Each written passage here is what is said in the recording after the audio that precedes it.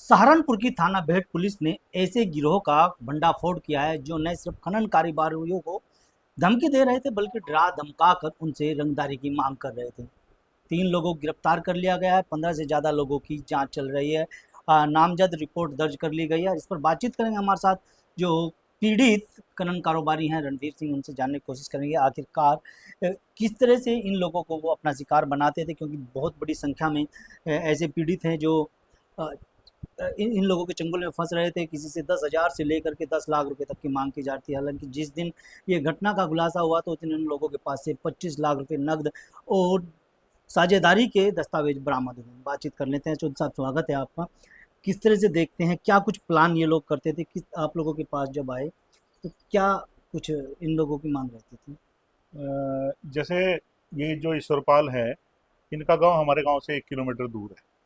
और ये सुरेंद्र नुनियारी है और इनका बेटा, इनका गांव हमारे से 3 किलोमीटर दूर है। यमुना नदी के किनारे पे इनका गांव है। बल्कि हमारा गांव तो यमुना नदी से सटा हुआ है, इनका गांव लगभग, सुरेंद्र का गांव तो हमारे गांव से दूर हो गया। तो ये क्या करते थे, जैसे हमारे यहाँ पहले तो हाजी इकबाल का कारोबार चलता था, तो इन्हें कोई आपत्ति नहीं थी, क्योंकि उससे जाते थे, मिलते थे, थोड़ा बहुत खर्चा वर्चा लेते रहते, वही आदतें इनको थी।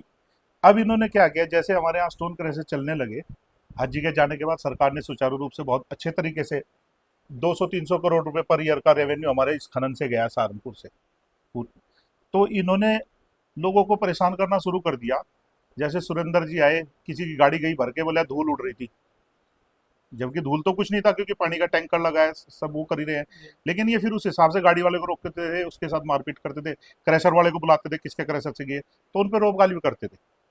और जब ये इस टाइप से धीरे धीरे करके, फिर कोई क्रैशर वाला आता था, वो 5,000 रुपये दे देता था, कोई 1,000 रुपये दे देता, गाड़ी वाला दे देता जरा।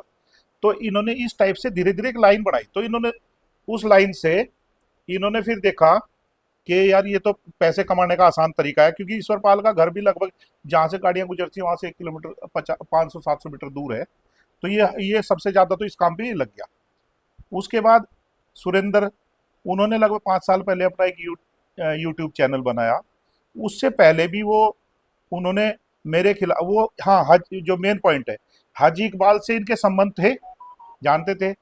ये पता नहीं किस तरीके से हाजी इकबाल से मिले, और हाजी इकबाल से इन्होंने कुछ पैसे लिए, जो उन्होंने वीडियो, जो हमारे पास वीडियो है, उनमें उन्होंने बताया कि हम हाजी इकबाल के पास जाते थे। जिस दिन वो फरार हुआ, उस दिन भी मैं और सुरेंद्र, वो ईश्वरपाल बता रहे थे कि मैं और सुरेंद्र मिलने गए, और हाजी इकबाल, पुलिस की गाड़ियां आई कहीं, और हाजी इकबाल भाग गया। बीजेपी ज्वाइन करने का भी और ऑफर किया हाँ, था। इन्होंने, हाँ बिल्कुल, ये बात भी आपने शायद वो वीडियो देख ली होगी। इसने, सुरेंद्र जी ने कहा कि मैंने तो इकबाल को बीजेपी ज्वाइन करने के लिए भी कहा था। तो मतलब इतने कुछ संबंध इनके ज्यादा रहे होंगे, तभी इतनी बात कहते हैं।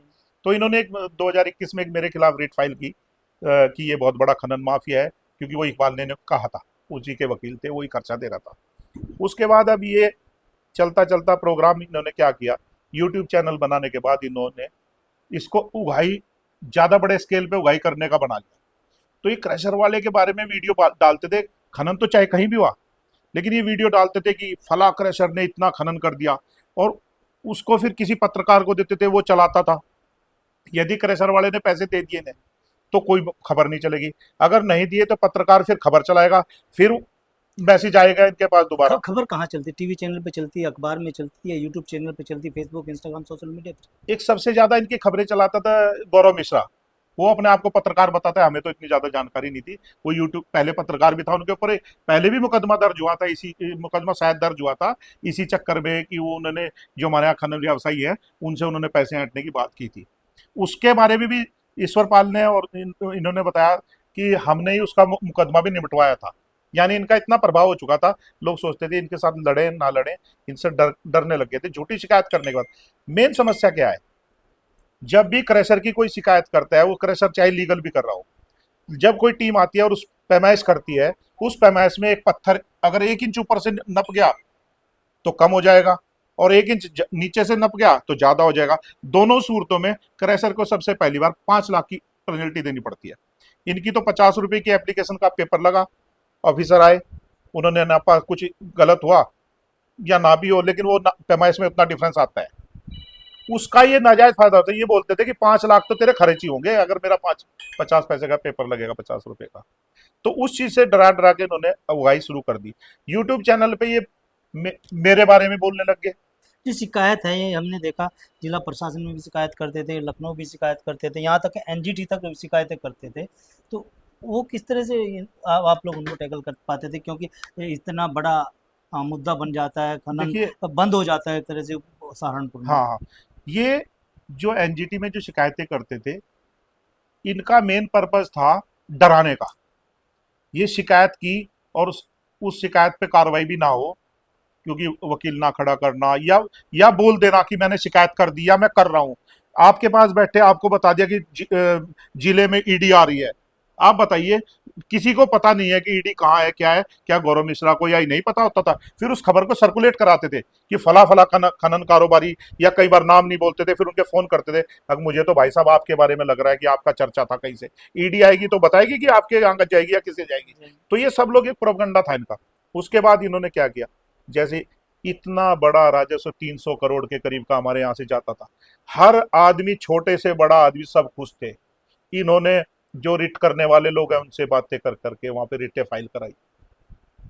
इन्हीं का तो काम है ये।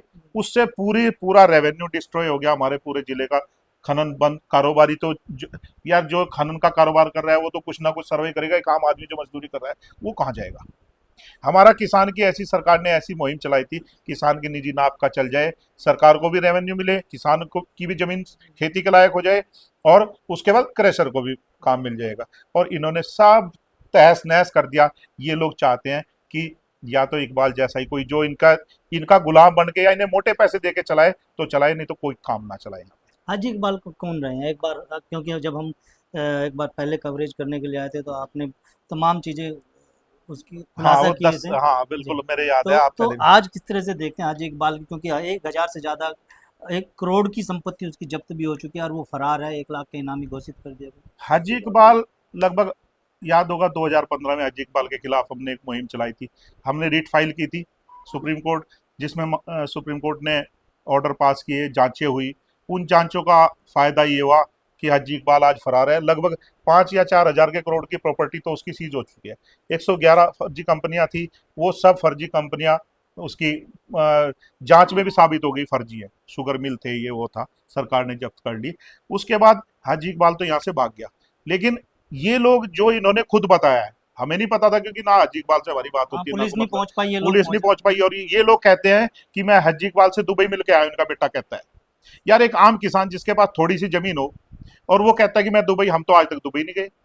वो कहता है मैं थाईलैंड घूम रहा हूँ, यार हम तो आज तक थाईलैंड भी नहीं गए। और ये इनका बेटा घूम रहा है, कहता है मैं 150 रुपए की सिरके की बोतल बेचता हूँ और ये करता हूँ, उससे चल जाएगा काम।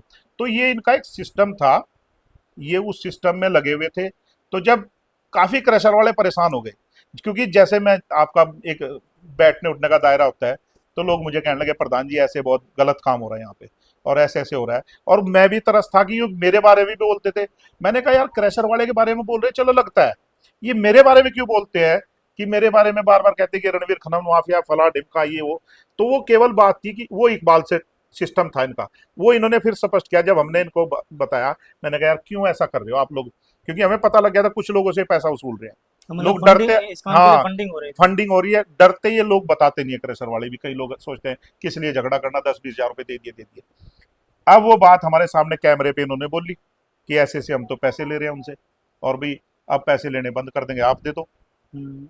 हमने कहा यार ये कमाल की बात। हमने इनको बहुत समझाया, हमने कहा मेहनत करो, पैसे बहुत मिलेंगे, काम चलेगा तो सबको पैसे मिलेंगे। सरकार ने अच्छी स्कीम है, कितने 14 पट्टे हमारे यहाँ हो गए हैं, उसमें काम मिलेगा, ये वो। तो इनकी समझ में नहीं आई, ना तो एक रात में शॉर्टकट, शॉर्टकट अरबोपति अपना। बनना था। हाँ। ये शॉर्टकट चाहते थे, लेकिन शॉर्टकट का अंजाम तो ये होता है, आपने देख लिया। इनको बड़ी मुश्किल से हमने ट्रीट किया। हमने कहा यार इनका तो, अगर हम कहेंगे किसी को कि ये पैसे मांग रहा है तो वो बात लगेगी नहीं, कोई भी नहीं मानता। थोड़े हाँ, दिन कोई बाद नहीं फिर मानता, लोग, आधे लोग आरोप कहेंगे, लगे कि चलो। ये खनन कारोबारी हैं, ये तो झूठ बोल रहे हैं, इनका फला है ढिमका है। तो हमने बहुत स्ट्रगल किया। कई बार तो मन में इतनी घृणा हुई, या तो खुद मर जाएं या कुछ बस यहाँ से चले जाएं। ऐसा सिस्टम, मतलब कई बार इतना परेशान कर देते। यार एक आदमी, उसके बारे में बोल रहे हैं कि वो तो वहां पे ऐसे घूम रहा है, वैसे घूम रहा है, ये तो निजी जिंदगी में पूरा इन्होंने बेशर्मी कर दी थी। तो उससे परेशान आके फिर लोगों ने कहा यार इनसे किसी तरीके से बात करो। तो हमारे साथी हैं जो, क्योंकि हर आदमी मजबूत नहीं होता, और वो पहले से ही हमारे साथी रहे हैं। केवल ये कुछ क्रैशरों को इसलिए टारगेट कर रहे थे क्योंकि जब हज इकबाल का समय था उस टाइम भी वो लोग हमारे साथी रहे हैं, मंदे समय में भी। उस टाइम हज इकबाल के डर के कारण बोलता नहीं था, लेकिन वो हमारी मदद की उन लोगों ने। तो क्योंकि हम अच्छे काम के लिए खड़े थे, उसी का नतीजा आज आप लोग देख रहे। अब इन्होंने दोबारा ये सिस्टम जो बनाया, हम्म, उसमें फिर हमने ये एक नेटवर्क बनाया, कैमरा बना लगाया। कैमरा लगाने के बाद हमने सारे सूट इनके रिकॉर्ड करते रहे। भाई जब तक हम कुछ नहीं बोलेंगे, जो मर्जी। इसके बेटे ने कहा कि 5 करोड़ रुपए पापा कह रहे हैं, कि 5 करोड़ से कम बात नहीं होगी। तो जो हमारे साथी हैं करण सिंह, उन्होंने कहा कि जी यार 5 करोड़ तो ज्यादा है। हम्म, फिर उन्होंने कहा चलो एक काम कर लो, कैलकुलेशन तो इनकी देखो कमाल की थी। एक आदमी ने क्रैशर लगाया, बोला फला तेरा क्रैशर है, फला तेरे साथी का, फला फला फला, इतने क्रैशर है, इन सब क्रैशरों में 10% का हमें बस शेयर दे दो। हिस्सेदारी मांगी। कितनी मतलब बेशर्मी की बात है कि इतनी हिम्मत इन्होंने करी हिस्सेदारी मांगने। यार बड़ी अफसोस की बात है कि पढ़े लिखे आदमी और ऐसी बात ऐसी सोच कर रहे हैं। वैसे कहते हैं कि मैं बड़ा भगत हूँ। आश्रम चलाते हैं। आश्रम कुछ नहीं है वो। आश्रम यार वो खेत में मकान बना रखा है, वो तो लूट का अड्डा बना रखा था इन्होंने। वो जी। आश्रम कुछ नहीं था, वो लूट का अड्डा है। जी। वो एक बार हमारे यहाँ किसी ने बताया था कि कोई आश्रम में महात्मा रहते थे। कहाँ गए महात्मा वो? अरे महात्मा का आश्रम था तो उनके उनके नाम होना चाहिए, आश्रम नहीं है। वो तो केवल एक लोगों को बताने के लिए कि मैं बहुत अच्छा आदमी हूँ। बहुत नेताओं से मिलना, हर नेता के पास इन्हें जाना, किसान यूनियन में जाना। एक इन्होंने ऐसा प्रोपगंडा तैयार कर दिया जिससे लोग डरें। आपने इन लोगों को कैसे पकड़ा और कितने लोगों का एक समूह काम कर रहा था इसके पीछे, क्योंकि एक 5 करोड़ जैसी रंगदारी मांगना, फिर हिस्सेदारी स्टोन क्रेजरों में मांगना। 5 करोड़ क्रैशर, 5 करोड़ तो इसने इन इन 4-5 क्रैशर वालों से मांगी। इसने कहा कि ये तो केवल आप लोगों की बात है जो आपके साथी हैं। जो हमारे यहाँ रॉयल्टी कॉन्ट्रैक्ट है सरकारी कंपनी में, सर शांति माइंस, उनसे भी उनसे 2 करोड़ रुपए मांगे। उनसे। उसको कहा प्रदीप राणा, इन्होंने कहा प्रदीप राणा से बात करो। हमने कहा यार फोन कर ले, तो हम तो अच्छा नहीं लगता। तो इन्होंने कहा नहीं नहीं आप ही करो फोन और बुलाओ। हमने प्रदीप राणा से बात की, भैया ऐसे ऐसे काम है और ये ऐसे ऐसे कह रहे। तो और हमने उनसे पूरा बताया। हम्म, उन्होंने कहा कोई बात नहीं, मैं आऊंगा बिल्कुल। हम्म, तो वो बैठ के उन्होंने फिर इनसे पूछा बताओ भाई कैसे। तो इन्होंने कहा कि 2 करोड़ रुपए, 5 गाड़ी बिना रॉयल्टी के, 5 गाड़ी, यानी जो 10, 20, 50, 50 या 70 हजार के करीब का मटेरियल बनता है, 5 गाड़ी अगर चलाते हैं। हम्म, और वो ये कह रहे हैं कि फ्री में लेके जाएंगे। Per day. हाँ इतना। फिर कर उससे फिर सौदेबाजी करी, शर्माया नहीं बिल्कुल भी। 1.5 करोड़ कम से कम। प्रदीप ने कहा कि ठीक है 1.5 करोड़ दे देंगे। उस झांसे में फिर ये जो क्रैशर वाले हैं, इनको बोले कि पार्टनरशिप डीड बनवाओ। क्रैशर वालों ने कहा ठीक है जी, पार्टनरशिप डीड बना लेते हैं। पार्टनरशिप डीड बनी, स्टाम्प पेपर खरीद के लाए, हम्म, पार्टनरशिप डीड बनी। फिर सिग्नेचर करे, बोले जी आप भी कर दो। क्रैशर वालों ने कहा कि जी कोई बात नहीं, हम 2-4 दिन में कर देंगे। मतलब ये समझिए आप, कितनी हिम्मत इनकी, कितना दुस्साहस। जो वीडियो आपके यहाँ शूट किया गया, उस वीडियो में क्या क्या कुछ जिक्र हुआ है? उस वीडियो में उस वीडियो में इन्होंने बताया कि हमारे साथ बहुत बहुत लोग हैं, कुछ नेता भी हैं और पत्रकार भी हैं, और हमारे लखनऊ तक तार जुड़े हुए हैं। वहां तक जो हम ये पैसा लेते हैं हमें भी बांटना पड़ता है। इस टाइप की बातें इन्होंने वहां पे काफी बताई। जो सुरेंद्र चौधरी हैं वो तो कहीं ना कहीं कई बार देखने को मिलता है, यूट्यूब चैनल चलाते हैं, उसमें बहुत सारे वीडियोस आते हैं जिसमें भगवा कपड़े पहने होते हैं, फलों सब्जियों के बारे में, किसानियों के बारे में वो चर्चाएं करते रहते हैं। देखिए, जो एक हाथी के दांत खाने के और होते हैं, दिखाने के और होते हैं, ये हमने बचपन से सुना है।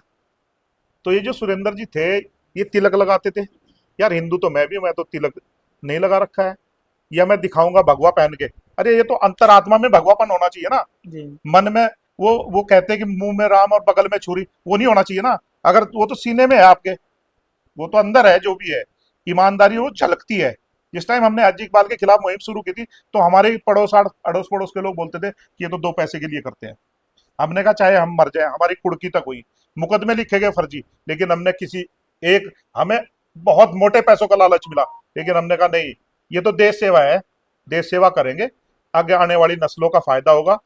तो उसमें अपना।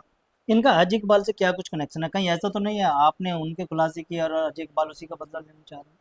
देखिए हाजी इकबाल केवल चाहता है कि उसका जो भी उसके दुश्मन है, भाई हम तो उसे दुश्मन ही मानता है हमें, तो वो जो भी उसके दुश्मन है उनको किसी तरीके से भी डिस्टर्ब कर दे।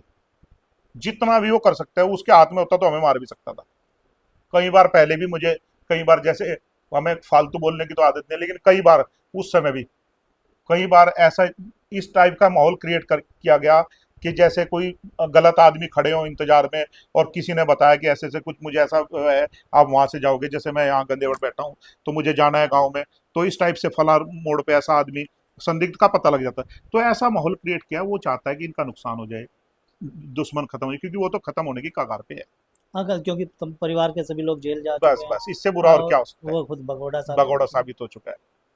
तो अब इस घटनाक्रम के पीछे क्या कुछ देखते हैं क्या, क्योंकि खनन कारोबार जो बंद हो चुका था इन लोगों की वजह से, अब कुछ उभर पाएगा? देखिए बिल्कुल, हम कल से जो भी व्यक्ति हमें मिलता है वो हमें बहुत धन्यवाद देता है। वो कहता है प्रधान जी आपने हिम्मत करी है। कुछ लोग डराते भी हैं कि प्रधान जी ये बहुत नुकसान कर देंगे, बहुत फला। अब ने कहा जीना एक दिन मरना एक दिन, इससे आगे कुछ नहीं, जो भगवान ने करना था वो करना है। इनके हाथ में कुछ नहीं है, किसी के बड़े बड़े चले गए यहाँ से तो हमारी तो क्या औकात है। बात सिर्फ ये है कि सब लोगों को रोजगार मिलेगा, जो आदमी मेहनत कर रहा उसे उसका मेहनत का लाभ मिलेगा, सरकार को राजस्व मिलेगा। जो नए क्रशर लगाना चाहते हैं, जो नया काम करना चाहते हैं, वो दिल खोल के काम कर सकेंगे। ऐसे ऐसे ब्लैकमेलर, सबसे खास बात हमारी सरकार की नीति है कि दूसरे देशों से लोग आए काम करने, रेपुटेशन अच्छी हो हमारे प्रदेश की। पहले मेरा गांव हरियाणा बॉर्डर पे है जी, तो जैसे हम यहाँ से यूपी से चलते थे हरियाणा की तरफ, तो इतना सुकून महसूस होता है, हरियाणा जंगल में है और यमुना में जाने के बाद जहाँ हरियाणा का बॉर्डर, ऐसे लगता है जैसे माँ की गोद में बैठे हैं। और उधर से आने वाले जो व्यक्ति आते थे, हमारे रिश्तेदार यार प्यारे, तो जैसे ही वो अपने गांव से यूपी में एंटर करते थे तो वो इतना डरते थे, आके बताते थे यार ऐसे डर लग रहा था 2 किलोमीटर में भी पता नहीं कौन लूट लेगा। लेकिन अब छवि हमारे प्रदेश की सबसे बेस्ट, इंडिया में अगर सबसे बेस्ट छवि है तो हमारे प्रदेश की है। रणधीर सिंह जी, जो अगर हम बात करें पिछले 2 सालों की, जो निजी पट्टे हुआ करते थे खनन में, वो नहीं चल पा रहे हैं, खनन भी महंगा हो गया, आम जन से तो कहीं कहीं तो उनको कहीं ना कहीं दिक्कतों का सामना। देखिए हाँ बिल्कुल, खनन महंगा कर दिया। ऐसे ऐसे जो बीच में ये जो पाखंडी कह लो या ब्लैकमेलर कह लो, बंद करा दिया। ये क्या करते, ये आम आदमी पे प्रभाव पड़ता है उस चीज का। हर आम, जब मान लो एक क्रैशर वाले का क्रैशर चल रहा था, उसने कहा क्रैशर बंद कर थोड़े दिन, जब तक ये शिकायत करे तब तक क्रैशर ही नहीं चलाना। तो इससे इससे महंगाई बढ़ गई भाई, जब मटेरियल नहीं मिल रहा तो सीधी सी बात है महंगाई बढ़ेगी। महंगाई बढ़ेगी कि आम आदमी को परेशानी होगी, रोजगार ठप होएगा, लोग चोरी चकारी की तरफ देखेंगे। सरकार की नीति जोर लगाने की है सबको रोजगार मिले। निजी ना, हमारी जमीन पड़ी है, पानी आया, जमीन खेती के लायक नहीं रही, तो मैं तो सोचूंगा अगर मेरे पास 10 बीघा जमीन है तो मैं तो यही सोचूंगा यार किसी तरीके ठीक हो जाए। सरकार ने कितनी गहराई से सोचा कि सरकार को भी रेवेन्यू मिलेगा, किसान को भी। हमारे यहाँ जाके देखो अभी खेती हो रही है यमुना में, इतने बड़े बड़े इतने मोटे मोटे पॉपुलर के पेड़ खड़े हैं, कई कई 100 बीघा जमीन लोगों ने ठीक कर दी है। ये सिर्फ केवल इस सरकार की देन है, नहीं तो आम आदमी की हिम्मत नहीं गड्ढे कर रहते थे। सकता। उस मटेरियल को कोई उठा भी नहीं सकता, कहाँ डालेगा उठा के। चलिए बहुत बहुत धन्यवाद।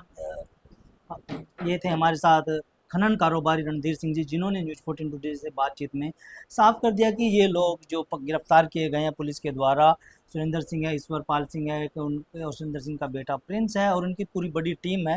हालांकि अभी 3 लोग गिरफ्तार करके जेल भेजे जा चुके हैं, कई लोगों को हिरासत में लेकर पूछताछ भी चल रही है, और कई लोगों को गिरफ्तारी के लिए दबिश भी दी जा रही है।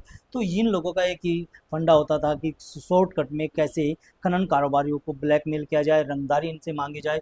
5 करोड़ से शुरू होता है और यह केवल 1.5 करोड़ पर आकर टिक जाता है। ये 5 या जो स्टोन क्रेशर संचालक हैं उनसे था, लेकिन बाकी स्टोन क्रेशर संचालक थे उनसे भी रंगदारी की कहीं ना कहीं सौदेबाजी चल रही थी। तो इस सौदेबाजी के बाद जो ये गिरफ्तार किए गए हैं, तो कहीं ना कहीं न सिर्फ सरकार को एक बड़े रेवेन्यू मिलने की संभावना नज़र आ रही है, बल्कि अब खनन जोन जो है वो पूरी तरह से संचालित हो सकेंगे, जिससे स्थानीय लोगों को नहीं, आसपास के जनपदों को भी सस्ते दामों पर बजरी और पोरसेंट मिलने जा रहा है। वीडियो के बारे में आपकी क्या राय है, कमेंट में जरूर। अगर आप ये खबर फेसबुक पर देख रहे हैं तो वीडियो को लाइक करके पेज को फॉलो करें। इसके अलावा अगर आप इस खबर से यूट्यूब के जरिए जुड़े हैं तो चैनल को सब्सक्राइब करके बेल आइकन दबाना बिल्कुल ना भूलें। नमस्कार।